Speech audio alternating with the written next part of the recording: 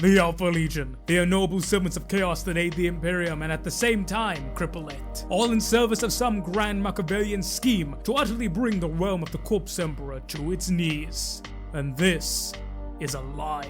Because for the Alpha Legion, the Horus Heresy never ended. Its Primarchs, who were of the same soul, believed in very different things. For they were the most staunch followers of the Emperor, and at the same time souls who spat in the face of fate. For we have all been fooled into looking for the true story of the Alpha Legion, when it is right in front of us. So join me today as we scour the books of the heresy to prove that when Alpharius died, the Alpha Legion descended into civil war, and that war continues.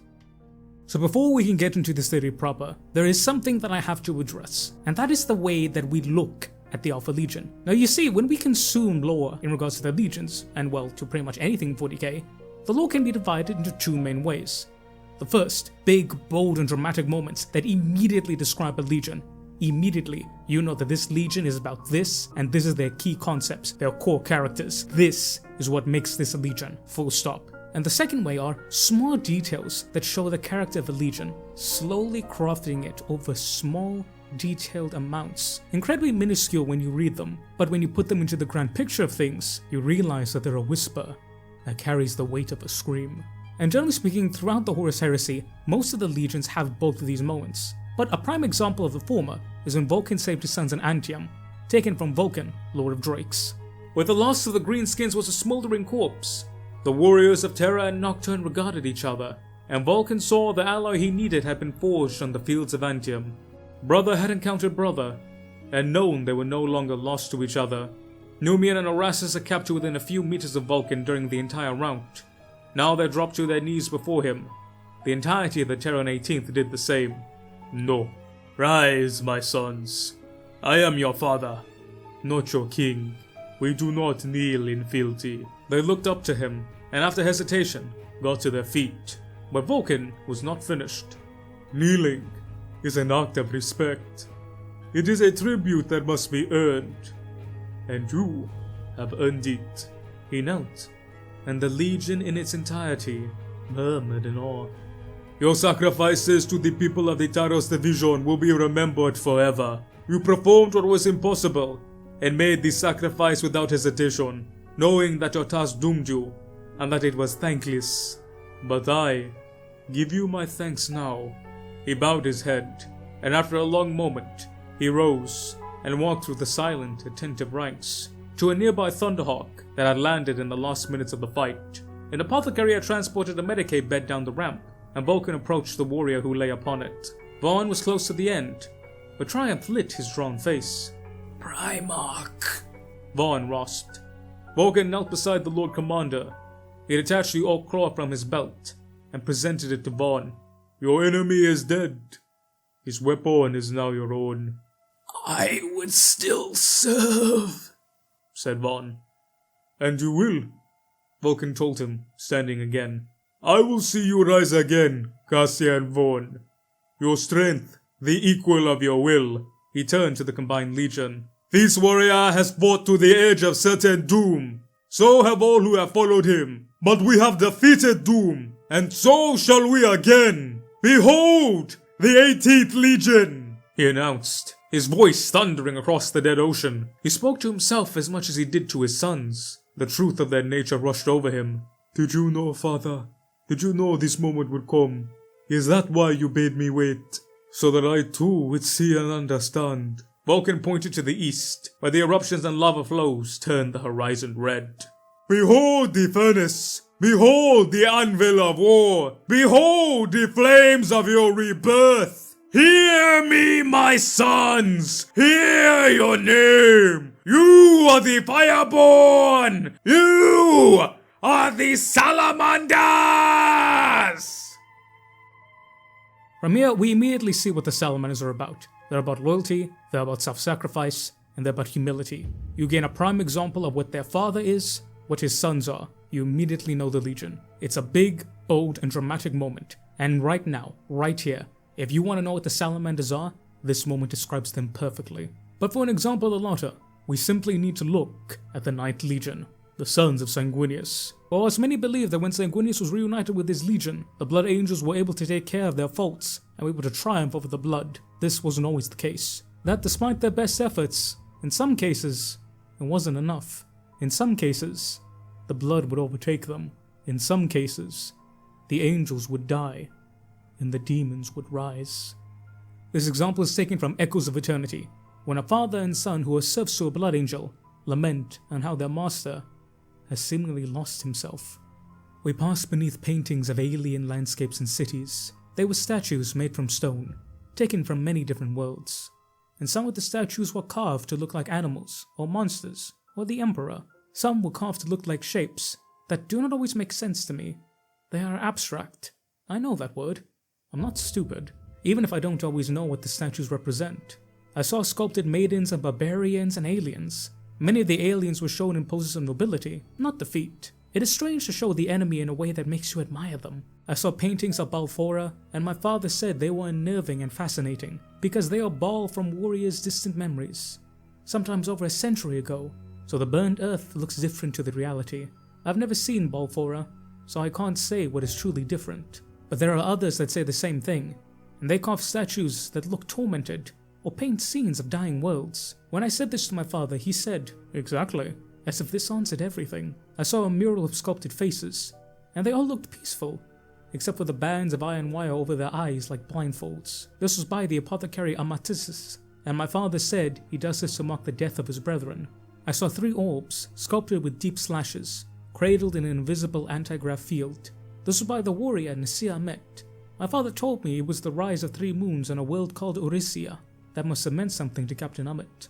I saw many renditions of angels themselves, because so many warriors paint their brothers. Many of these in moments of peace, when the angels wear their togas or robes. I saw a painting of Damra of the angel's tears, standing in his robes, one arm raised as he speaks during a legion symposium. This was by the warrior Hecat, who always painted his brothers, and always in poses of gentleness and calm. When I asked my father why, he said that it was because Hecat wanted to capture what was within the other warriors. There are many Helithic recordings or musical performances, using every instrument you might imagine, and many I am unfamiliar with. Sometimes there is no recording at all, just a chamber where a song will play in the dark. My master is not a painter, nor a sculptor, nor a poet. His art plays in an empty antechamber. You could hear it when you walk into it, the soft sounds of piano playing alone. This was the room my father brought me to, and he closed his eyes, as if he could hear something in the notes that I could not. I did not like my master's music. It sounded very sad, and how it kept making me think of my failures in training or arguments with other apprentices. Sometimes he played many notes in a kind of tumbling harmony, and other times he let the longest notes ring on and on. I told my father I did not like the music, that it made me thoughtful and sad. He said that's why he brought me here before my presentation. To make me sad? I asked, because it made no sense to me.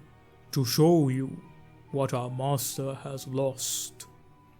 And in the very next scene we see that once a proud blood angel, one capable of playing magnificent symphonies, reduced to naught but a shadow of his former self, a small mirror into what the blood angels represent. These examples are common in pretty much every single legion.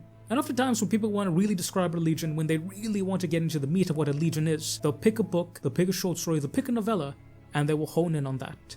But with the Alpha Legion, it's different. It's so much different. You see, if you ever tried looking into Alpha Legion lore, it's rather confusing.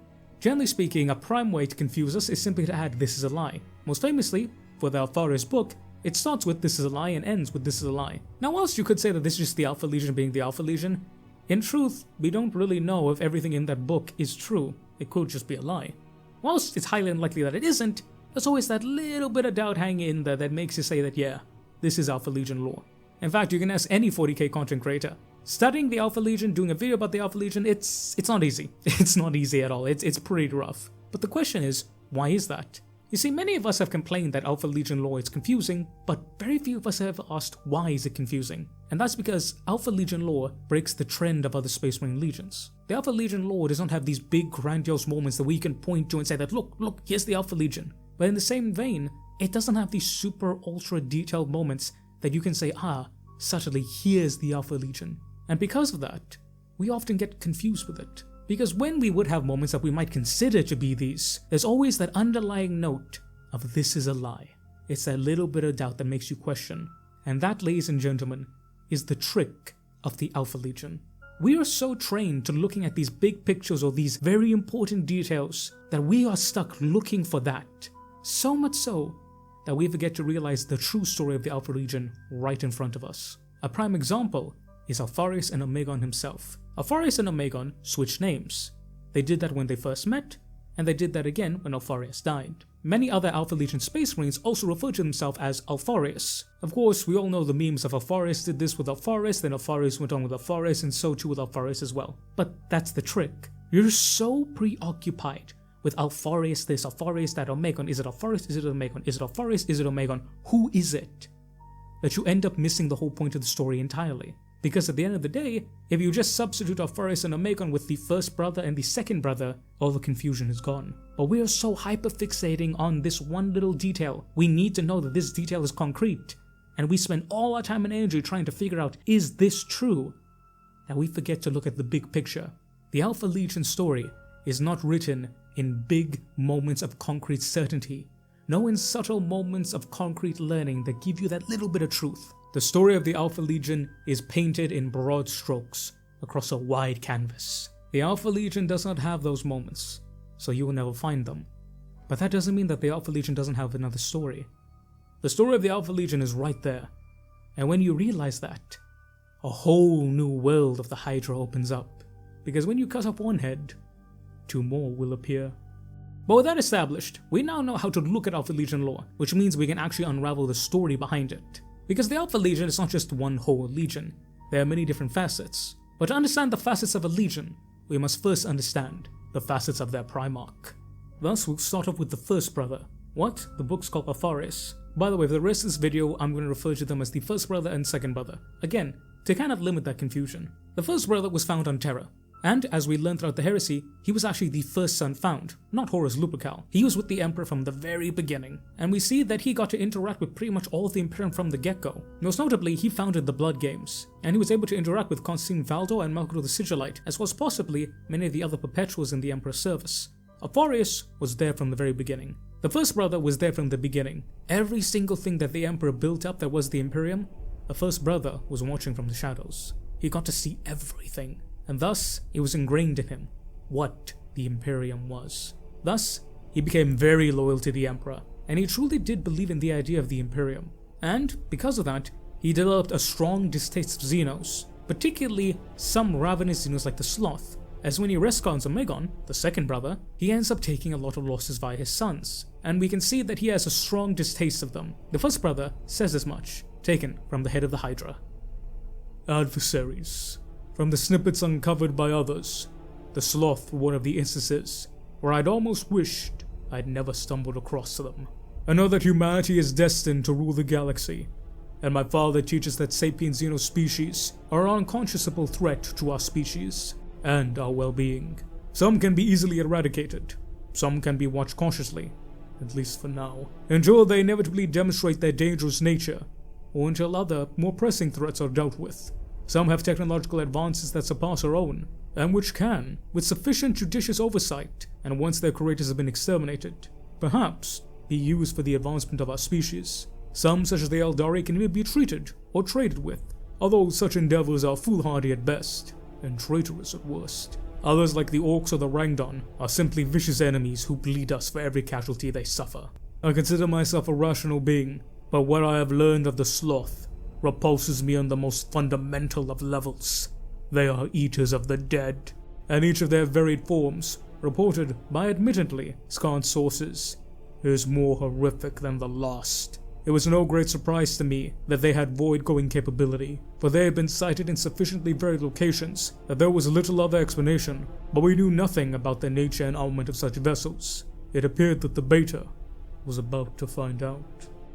Again, as we can see, very, very Imperium-pilled. Alpharius is someone who truly bought into the idea of the Imperium. In that case, he's pretty much like most other Primarchs. He believed in the Emperor, believed in the Emperor's word, believed that the Imperium was the best idea forward. To Alpharius, the Emperor was the man with the plan, and that plan was good, and he would follow the Emperor wherever he would lead.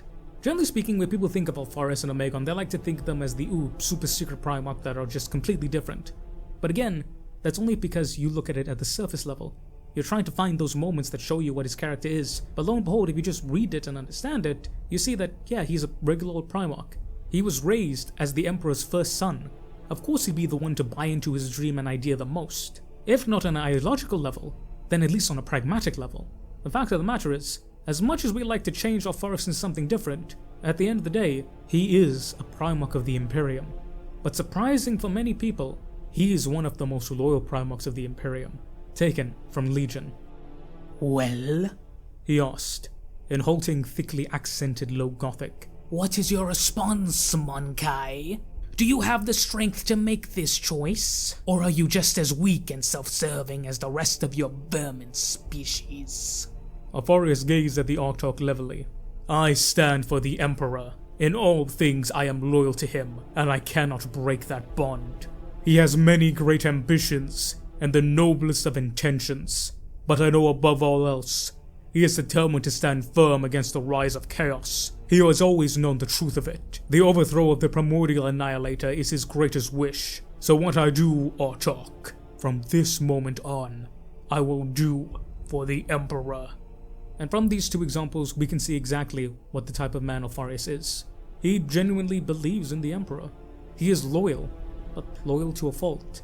In the final sphere of Warhammer 40k, we've invented this idea that Alpharius and Omegon are the same person, and that they are the uber mastermind. They see all things, they aren't buoyed by any human nonsense. They are the masterminds. They know everything, they see everything, they understand the big picture. 5-head, 4D chess moves. But here we see contradiction to that statement. We see that Alpharius is proclaiming his loyalty. He is ignoring anything else that might be going on outside. To him, he thinks that the Emperor wants to kill chaos, so he's going to support the Emperor in killing chaos. He doesn't care about anything else.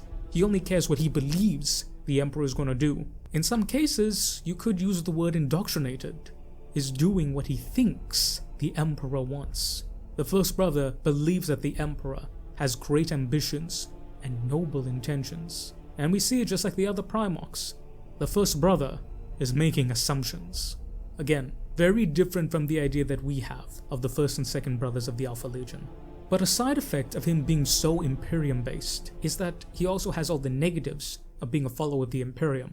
The Imperium is all about pragmatism. The Imperial truth proclaims that through human understanding, reason, and science, that is how humanity shall conquer the stars. It denies any and all religion, and especially gods. But as we see when the heresy kicks off and it turns out that, hey, gods kinda do exist, all that is put into question. And we see that Alpharius here chooses to ignore most of it. When he's speaking to that Farseer, he claims that the Emperor is standing against chaos. That's it. That's the only thing that he focuses on. Which means that if he's ever put in a position that he has to make a choice, he would choose the Emperor, even if that choice leads to an unfavorable outcome. He is a pragmatist, but not one born out of hope, but one born out of necessity. He will continue on a course, and he will see it out till its very end. But now, his other half. Again, people like to think the first and second brothers of the Alpha Legion are basically the same thing. But if we look at how they grew up, completely different things. The first brother grew up in the heart of the Imperium. He was surrounded by the Emperor from the get-go. He saw the Imperium be built. He literally saw the foundations of the Imperial Palace be raised. That is what he saw. That is what's ingrained in him. That way of thinking, that pragmatism, that grinding industrial sense, everything that we think of the Imperium is the first brother. The second brother, on the other hand, grew up far away. He was only introduced to the Imperium after all this had happened. Thus, he already developed his own understandings, little as they were, but he had times to think. And it shows. He is far more willing to think differently, to question. And in essence, he's far more curious. Ironically, again, we assume that the first and second brothers of the Alpha Legion are basically the same person. But here we see that the first brother, which you could argue is the older brother, is very much headstrong, loyal. He's the duty, no-nonsense guy. He gets stuff done. But the second brother, he is much more willing to think outside the box. You could call him the dreamer, the adventurer, someone who's willing to take it lightly. Again, this is a very foreign concept to us as fans, because we ourselves believe that the first and second brothers are the same person. But that's something that we have made up.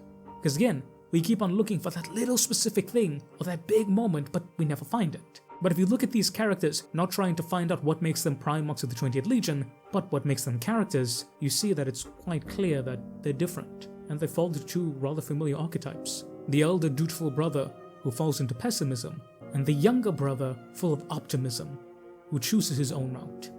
Now during this time, I've mentioned pessimism and I've mentioned optimism and I mentioned choosing their own route, but what am I referring to? And that then comes to the crux moment of the Alpha Legion and the first and second brothers, that being when they are introduced to the Cabal. When the Primarchs of the Alpha Legion are introduced to the Cabal, they are showed two visions, and these visions sadly happen to be paradoxical in nature. Paradox 1. Victory is defeat. The Imperial wins the war, but the Imperium stagnates, and in the end, chaos consumes everything. Paradox number 2. Defeat is victory. Horus wins the war, but in doing so, humanity is sacrificed, but chaos is destroyed, because no humanity, no food for chaos.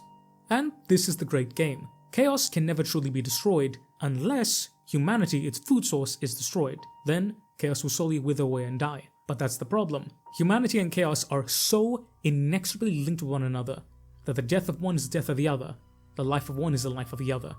And here we see that the brothers are split. One of the brothers believes that the only choice that they have is to help Horus win the war. The first brother believes that the Emperor's plan is to destroy chaos wholesale. So in his mind, if they kill chaos, they fulfill the Emperor's plan, all good. So, loyal to a fault, he follows the Emperor. To him, it doesn't matter that humanity will die. The Emperor is all. The Emperor will see it through. And if the Emperor's plan involves him dying, so be it. Is it pessimism? Is it nihilism? Or is it just duty incarnate? That's up for you to decide. But that's what the first brother chooses. But what about the second brother? What does he decide to do? And again, that goes back to thinking about what is this brother's character. But instead of going on and on and on, there's an extra script from the Alpharius and Omegon story from the Primarchs anthology that I think sums up the second brother quite well. Omegon stepped inside the confines of his chamber. Like his brother, he did not keep stately rooms or quarters of rank distinction and significance. His dormitory cell was small and sparse, and apart from its temporary nature, it was no different from that of any Alpha Legionnaire. He stood there in darkness, his ceremonial plate resting against the cell door, and he breathed deeply. Whenever he closed his eyes, he found the horror of inevitability waiting for him, the scalding truths that the Osicity had presented to him in Alpharius. The third paradox. He rubbed his eyes with a finger and thumb. His mind ached with responsibility. He thought on the torturous network of contacts and relationships, secrets and lies, betrayals and bought allegiances. They were spread out across the galaxy and closing like a net. Omegon saw himself at the knotted heart of the entanglement. He would tug on various threads and exert his influences however he might, but he also felt drawn between the increasing demand of their concerns. The Primarch activated the chamber's fluting Loman orbs. His arming cabinet was open, and his operational plate, a suit indistinguishable from that of any other Alpha Legionnaire, sat on its reinforced frame. His bolt gun, blade, and pistol were displayed also, as well as his helmet, which seemed to fix him with a dead gaze of its blank optics. Beside it, covered by a loose shroud, was his other suit of armor. To the casual eye, it was plain and unadorned. Let him see the fallen fruit, sitting warm and inviting in the afternoon sun, Omegon whispered to the empty battle plate. And let me be the serpent beneath, hidden and waiting to strike. From here, we have a good measure of the second brother, like the youngest sibling, one who was adventurous, whimsical, one who was always felt constrained by the bounds of pragmatism, of conformity, of order. He decides that he will be different. Whereas he's presented with two paradoxes, the second brother will choose a third. And that is, instead of choosing either option A or B, which both in the end will have him being placed in a bad spot, with humanity and both chaos dead, what if he does neither? Because if he helps either side, the either side will win and will result in the same outcome. Because at the end of the day, if these two options are guaranteed, they both rely on one key factor: the full weight of the Alpha Legion being put behind one of two sides. So theoretically, if that theory was to be broken, if that condition was changed, then both outcomes would change inadvertently. The question is, how would they change? Would the change be good? Would it be bad? Would it be pointless? It didn't matter. Or did it? To the first brother, one born of duty, loyalty, pragmatism, that was a non-plus starter. He did what the Emperor's will was, or what he thought the Emperor's will was.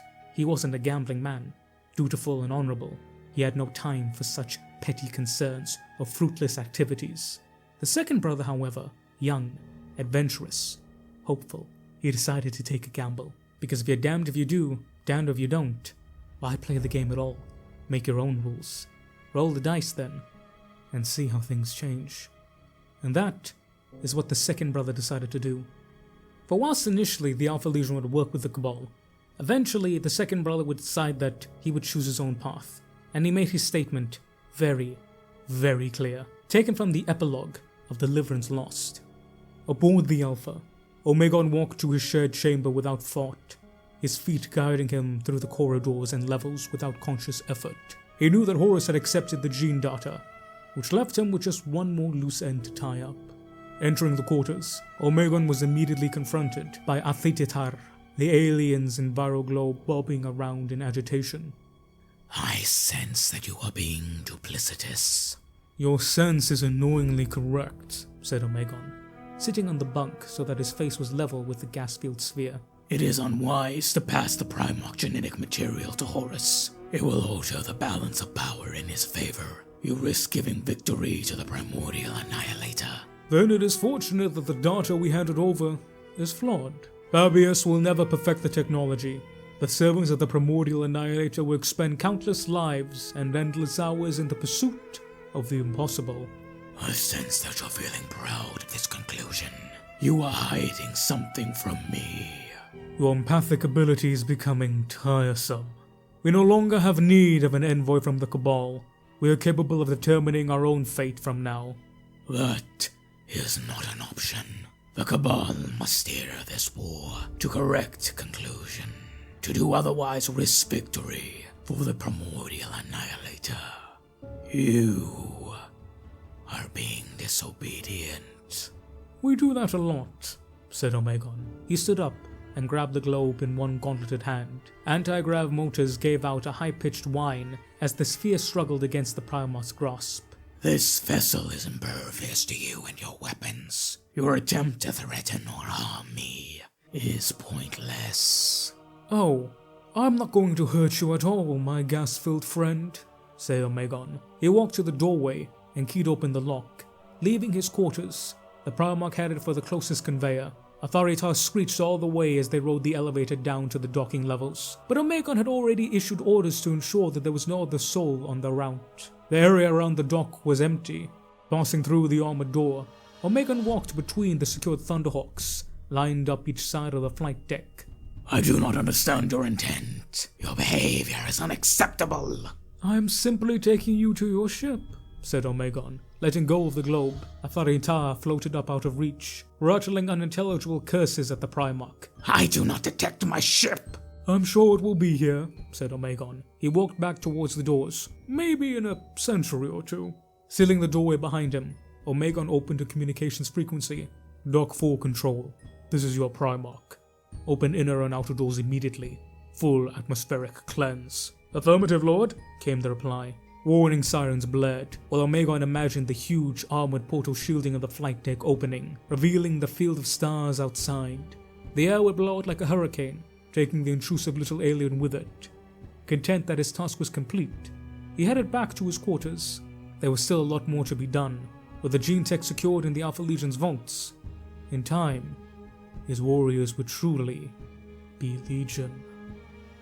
And here, ladies and gentlemen, we see that a decision has been made. From here, the Alpha Legion would continue its course, sometimes them being allies of the Imperium, other times them being enemies. And ultimately, the story of the Alpha Legion would culminate during the Battle of Pluto, when Rogol Dawn, Praetorian of Terror, wielding his mighty chainsword, would slay a Primarch of the Alpha Legion, forever reducing their strength, severing the soul bond of the twins. Though which brother died, I hear you ask. And here we come to a misdirect of the Alpha Legion's lore. For does it truly matter? If we take a look at the Alpha Legion at the time of Pluto, we know that they were divided.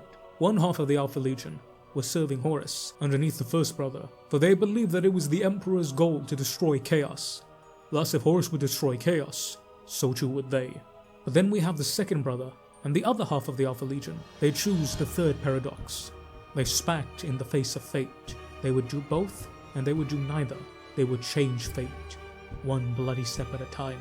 So if it was the first brother who died, that means that the one half of the Alpha Legion is leaderless, but they will still continue to do their Lord's work, for the Alpha Legion are dutiful, terribly dutiful.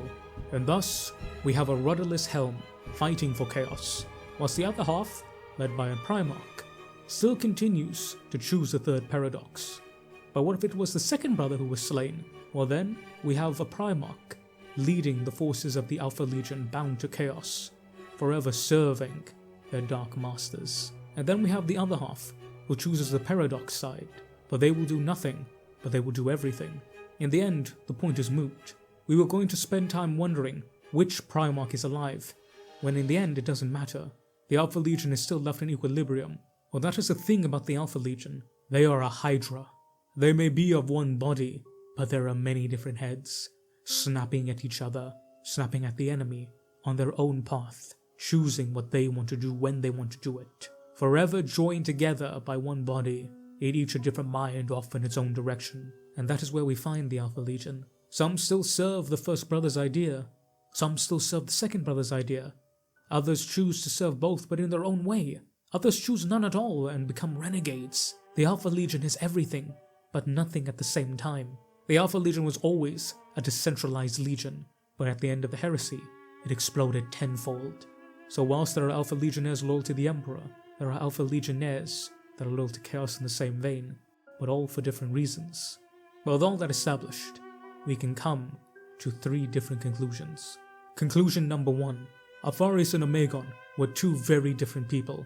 One believed in the duty of the Imperium and trusted the Emperor wholeheartedly. The other, however, believed in spitting and fate, choosing his own path. Thus, did the 2 sons of the Hydra clash with each other. Conclusion number 2. The second brother chose the third option. He refused to put his full might behind one side, thus forever changing the outcome of the Cabal, and in doing so, the fate of the galaxy. And that choice still holds weight till this very day. And finally, conclusion number 3. One Primarch died at Pluto. Regardless of who it was, the Alpha Legion descended into a myriad of warring factions. Already a decentralized Hydra under 2 Primarchs, having one of their commander control be cut in half, meant that a change so drastic occurred that forever the Legion was sundered. Putting all these points together, we come up with one undying conclusion. The Alpha Legion, with the death of one of their Primarchs, descended into a state of perpetual civil war. For there was already a Cold War in the Legion. One Primarch chose one side, the other Primarch chose a third. Thus forever were they working against each other. But with the death of one of their Primarchs, everything exploded. But it's not a 2-way civil war, it's a multi-way civil war. The Alpha Legion is each Hydra fighting against one another. For with the sundering of one of their halves, their other Primarch has been left hollow, unable or unwilling to direct his followers. Thus, with the 2 main heads of the Hydra being slain, one in body, one in spirit, the rest of the heads fight against each other, all in an attempt to be Lord. And this would explain the Alpha Legion perfectly. For we keep on trying to figure out, is the Alpha Legion loyalists? Are they heretic? Are they renegade? The truth is they are all of the and above, for there is no one Alpha Legion. There was never one Alpha Legion. The Alpha Legion, the Ghost Legion, were many different space marines brought together under one banner, the banner of the Hydra. That Hydra was gathered and directed by 2 Primarchs, 2 souls that were supposed to be one, but with the death of one came the death of the other. So leaderless, directionless, they did whatever they wanted to do, where normally they could have rallied behind their remaining Primarch. If not their Primarch, then a first captain. The seeds of this unity were already sowed well into the heresy. But with the death of one of their Primarchs, the gate was shattered, and all hell broke loose. And that is why we can't understand the Alpha Legion, because it's not just one, there's many. So, are the Alpha Legion traitor? Yes. Are the Alpha Legion loyalist? Yes. Are the Alpha Legion renegade? Yes. And they are all fighting with one another, because each scion of the Alpha Legion believes that they are correct, that they are right.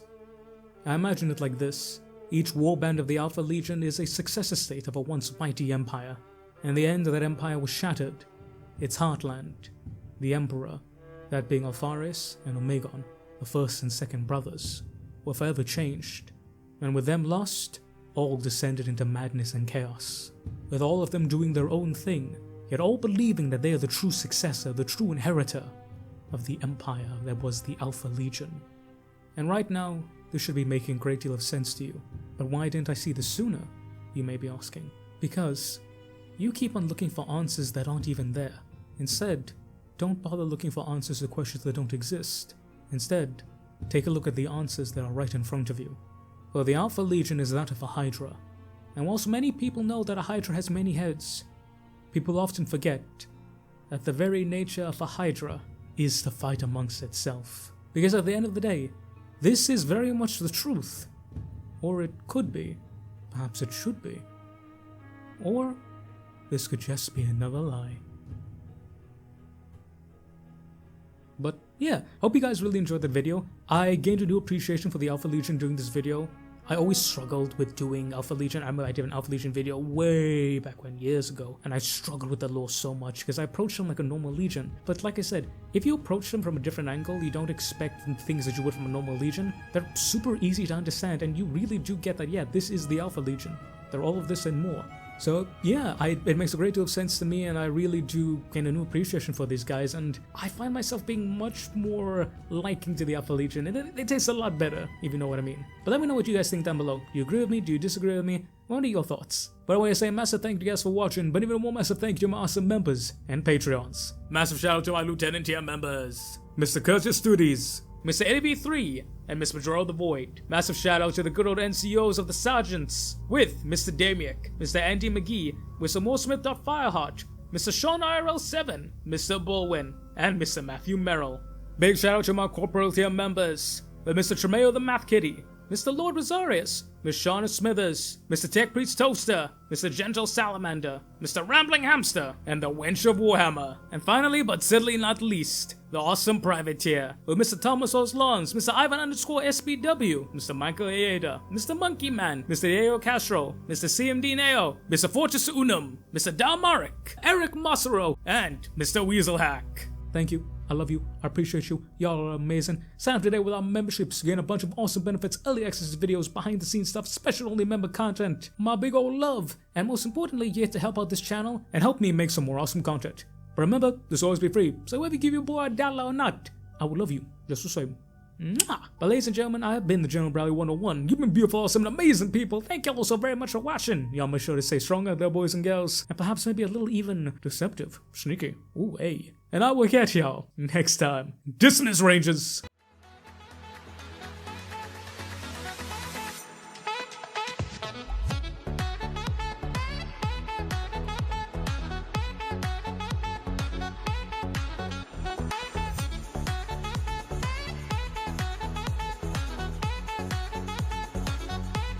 Also, I saw this on Reddit. If you take a look at the 20th Legion, their Roman numeral XX is literally a double cross. You're welcome.